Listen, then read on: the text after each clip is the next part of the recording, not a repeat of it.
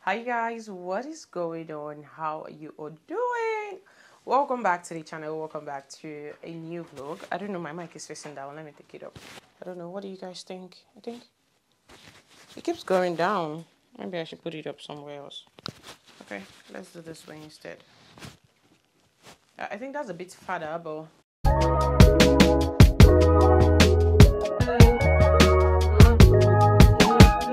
hi, what is going on? Welcome back to the channel. How are you all doing? It's been a minute since I filmed a sit-down video, guys. I film sit-down videos like once a month, to be honest.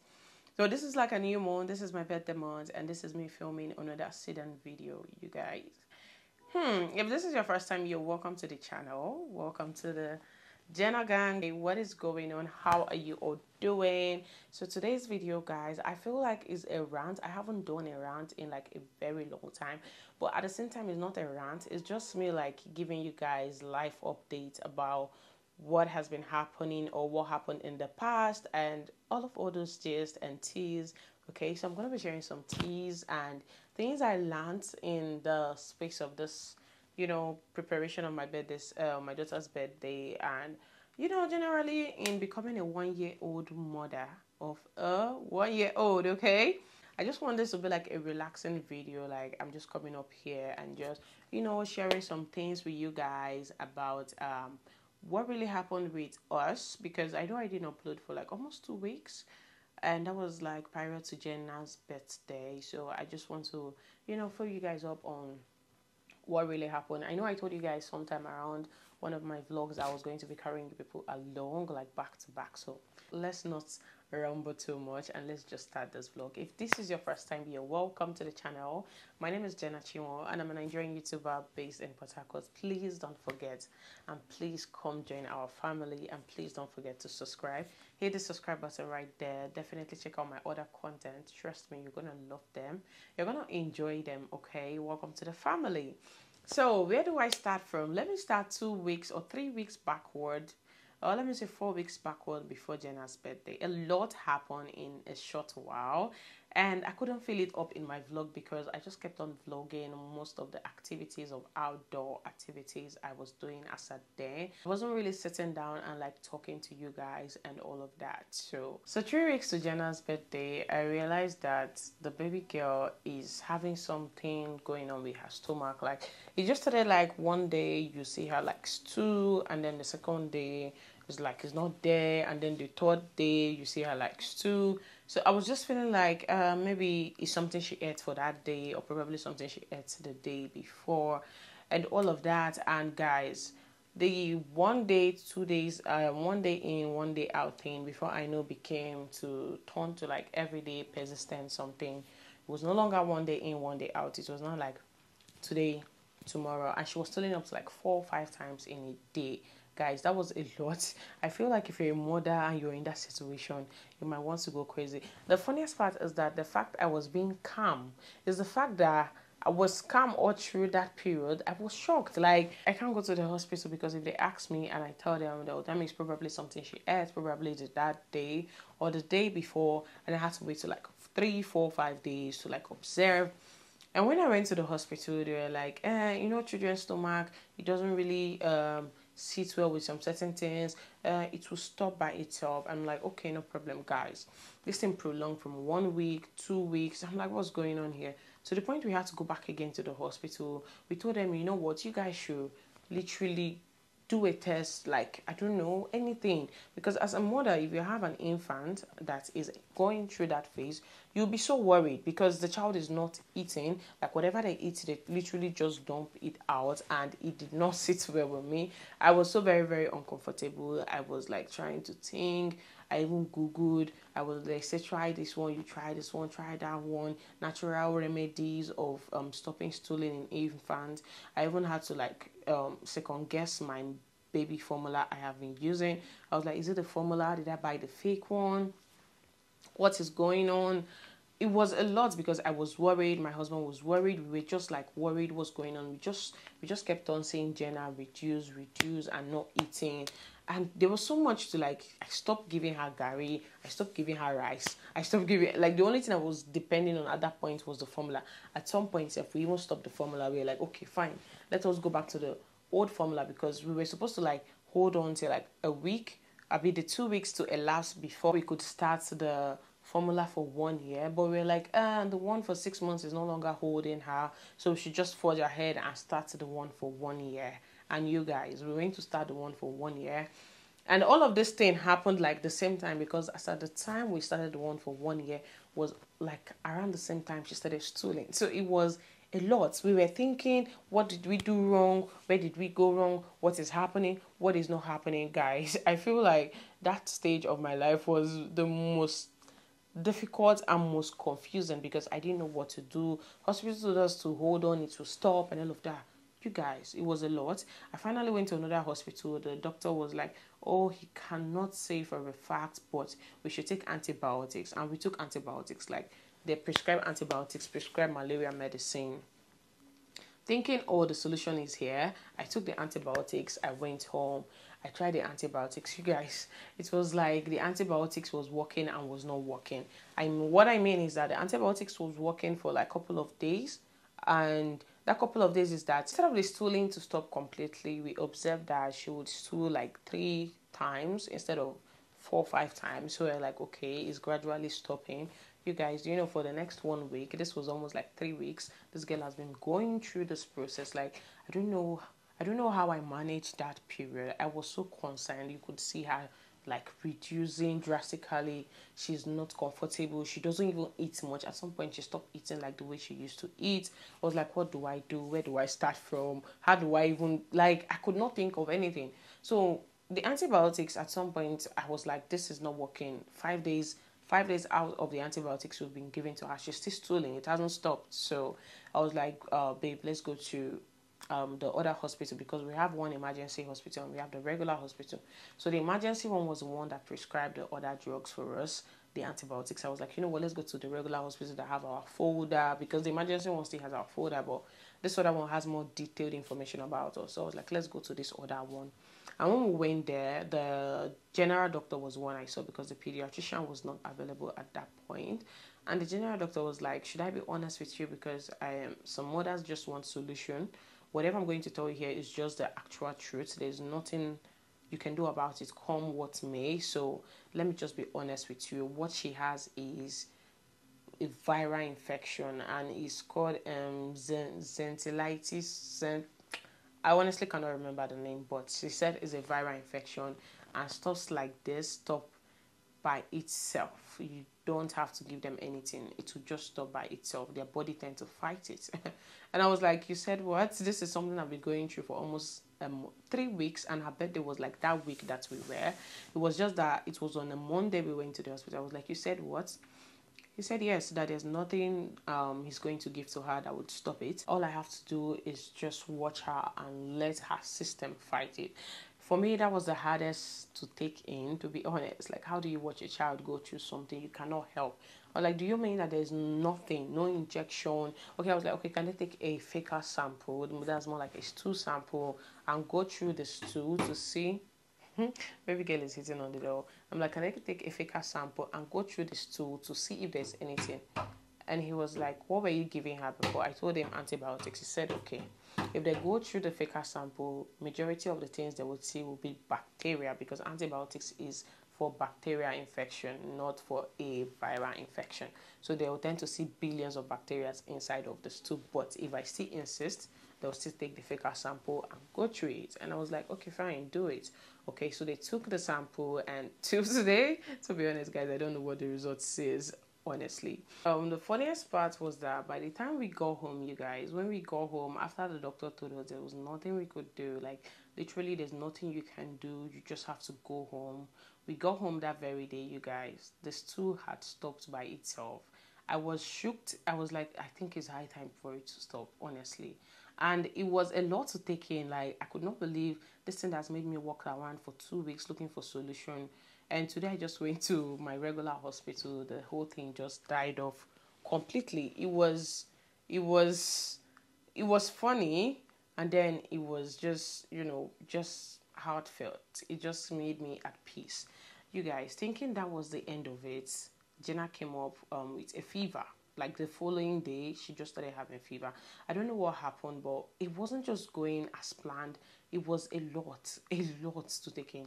So she just came up with a fever, and I was like, okay, maybe it's malaria, because I saw some mosquito bites, about 3 like that on her hand. So I was like, oh, maybe it's malaria because of the mosquito bite and all of that. So when we went to visit my mom-in-law, she was like, okay, you should give her camosunate. They have the one for children, like powder you mix inside water. And then we should also give ibuprofen. I think, yes, ibuprofen. So she's a she's a nurse for children. I don't know what they call them, but not a pediatrician, but nurse for children, more like a primary health care nurse. So we then went home and gave her the drugs the first day. I was the one that gave it to her. She poured it out. I was like, what's going on? Then the second day, I said that her father should give to her, and she wasn't finding it funny. She wasn't swallowing it. Like, she threw up. Even before that morning that we gave her the second one, during at night when we were sleeping, we fed her. She threw up everything completely. And that's for someone that is not throwing up. You were just stooling, and the stooling just ended. And now you're throwing up, but you're not stooling. I could not understand what was going on. Her system was not accepting the food. So there was another call for alarm. I started getting worried again, like, what's going on? So the second day when we tried giving her the drugs, her dad was already worked up, like, with the whole you not feeling fine coming up from one to another sickness. We just had to, like, go to the hospital. Was like, let's take the medication to the hospital. We show them and let them administer the medication themselves to her and see what will happen. And then when we went to the hospital, they were not asking questions, and I told them what was happening. And the lady, the first person we saw was the general doctor. Now we went to our emergency hospital, not like my regular hospital. So when we got there, the general doctor went through, like, open her mouth, and it's more like a slide, a stick. Yes, you can use it to scoop ice cream. So he used it to, like, check her tongue, and was like, oh, she has tonsils. And I'm like, what is tonsils? I feel like this is the period where the tonsils is trending in infants and toddlers. And I was like, how does she have tonsils? It says an airborne disease that we should wait for the pediatrician to come, because this time around now we need a pediatrician to actually go through it. I was like, tonsil, from where to where now? That I was like, okay, what are the symptoms, or what are the causes rather of tonsils? And they're like, they pick up things from the ground and they put in their mouth. Prior to that day, I had gone to see my niece, and she had that tonsil, and I'm like, what is tonsil? I don't know what it is. But when they told me about it, I was like, oh, I've heard of this same thing somewhere else. And they're like, here is an airborne disease in children. And I feel like this is a phase where it's spreading like chickenpox. It's spreading so fast. So now we are off to another sickness. And this, guys, do you know the day they were telling us this thing? This thing was a day to her birthday the following day, like her proper birthday celebration, because the day of her birthday she was with she had fever. That was the day we were giving her the malaria medication and all of that. Now this is just a day to her birthday. Her birthday was on a Saturday and this was on a Friday. And I was like, okay, this is just a day to her birthday. What are we supposed to do? What are we going to do? They said we should wait for the pediatrician. Pediatrician was not available. We had to wait for 4 hours. When the pediatrician came, I saw the lady. The lady was like, is a possibility that it's tonsil, but the severity or the intensity of the tonsil is not certain, because they already took a blood sample to, like, run a test on her and check up on her, like, what is going on, if there are any other thing other than the tonsil, malaria parasite and all of that. So when the result came out, the lady said that the malaria parasite is 1+, which I feel like is a normal, regular 1+ on every other child. But the tonsil, I told her on a scale of 1 to 10, how in-depth was it? She was like, we need to... Okay, before I asked her that, she was like, we need to administer her and more like book a room and stay upstairs for the next 5 days. I was like, you said what? Like, we should stay here for 5 days. Her birthday is tomorrow and you're telling us to stay here for 5 days. How? From where to where? I don't understand the magic you're talking about. And she was like, okay, then the test result was not even out. As at when she said we should stay for 5 days, she was like, we have to stay for 5 days. I was like, for 5 days, from where to where? She's not feverish. There's literally nothing wrong with her. It's just that she was throwing up drugs, because the malaria medicine we had given her that day before we had already calmed her fever. So it was like she's not sick because before we started giving her the malaria medicine, I'd already given her paracetamol to like calm the fever, and then I gave her the malaria medicine the night before that morning that we came to the hospital. And you guys are like, we need to administer her for like 5 days. You know what 5 days means? I've paid vendors. I'm not comparing it to my daughter's health, okay, but I have paid vendors is already on ground preparing and everything, and you're telling me for someone that is not feverish, the only thing is that she cannot swallow the drugs, but she's eating like properly, she's eating well, and you said we have to like stay for 5 days. I told them, no, please, you guys have to look for something else that we could do, because telling us to stay for 5 days is a lot, like a lot. It is, I don't even know how it's going to be possible. And they were like, okay, let the test results come out. When the test results came out, I was like, on a scale of 1 to 10, how severe or how severe is this result? And the lady was like, with the vomiting is up to a 5. I was like, okay, fine. If it's with the vomiting is up to a 5, simply means it's not up to a 5, because I know at times in the hospital they just want you to spend money, they just want you to stay. So at times they just over exaggerate the result just so that you get to spend money and all of that. I was like, okay, if it's a 5, simply means it's less than a 5. And since she is eating, she's not running temperature, she's not dull, she's very active. It's just that when you give her that medication, she tends to spill it. Simply means that we could actually go home. So the nurse was like, if it was in other hospital, they won't permit you. Let her like confirm and all of that. And she did, and they were like, yeah, no problem. So they gave us the injection. You guys see, this part is the part that got me. And I felt so bad. I felt so bad, because they had to like give her the injection and still take out the cannula from her hand, because we could not be carrying her around with a bandage attached to her hand on her birthday. Her birthday was just the following day, and guys, that was it. They gave her the injection. They gave her 2 injections, one for anti-malaria and the other one for the tonsil. And when they gave us the injection, we then went back home. You guys, we got home like late night. All the plans we had for Jenna's birthday, like the going out. If you guys noticed the vlog I did of me shopping, that was the period as at when she was stooling. All the plans we had the week for her event, we could not even achieve it. We could not do it. We could not go out. The day we even shopped for the last batch of souvenirs, guys, that day was just the day my husband came back from his travel, and we had to like quickly rush. My mom was around, so we just dropped Jenna with her and quickly rushed out to like get those things. And this is when you have planned an event and the devil is just trying its way. Like, I don't know what was going on. And it turned out that everybody that came for the event that day had that same thing. Now, to even crown it up, you guys, I was sick. I felt ill that week of Jenna's birthday, which was like almost the same week of my birthday. It was so heartbreaking that my husband was not even feeling good again, because his daughter is sick, his wife is sick. Like, where are you getting the joy from? And you have an event that weekend. So it was a lot for him to take in. It was like, what is going on? His mood was down. I kept on asking, why are you so dull? He was like, I don't even know. And at the end of the day, he came to realization that it was because his family was not doing okay. You guys, it was a whole lot that week that there was no way I could even upload a video. There was no way I could write up an update like, oh my God, I don't know what is going on. I'm confused. And there are times when we as mother, we just find ourselves in that situation where we don't know what to do. Like, there was nobody that could tell if she had tonsil except we had gone to the hospital. And in my head, I'm like, if we had not gone to the hospital that morning because of she was spilling out the drugs, how would we have known that she had tonsils? And every child I was seeing that was down with that same thing, some of them did not even come for the event. Majority of them, where is your child? Why didn't you come? Sorry, my child had this. And I feel like that airborne disease, I don't know if it has stopped now, but it is everywhere.